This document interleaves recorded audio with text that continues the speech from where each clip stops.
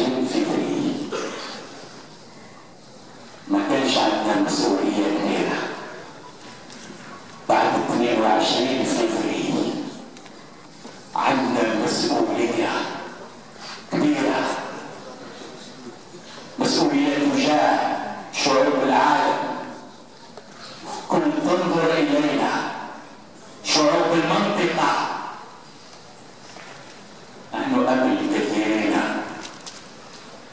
نحن أمل أبنائنا الذين هجروا للخارج،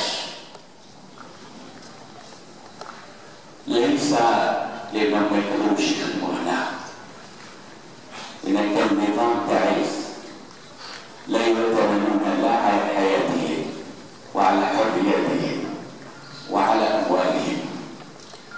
لجان هؤلاء للدول الأخرى يستفاد منهم أبنائنا اللي هربوا في الحرب. إذا عندنا مسؤولية تجاه هؤلاء، لأن لدي قناعة من خلال الأصداء بأن كل أبنائنا 4 و5 ملايين في فرنسا، مئات الآلاف اللي في كندا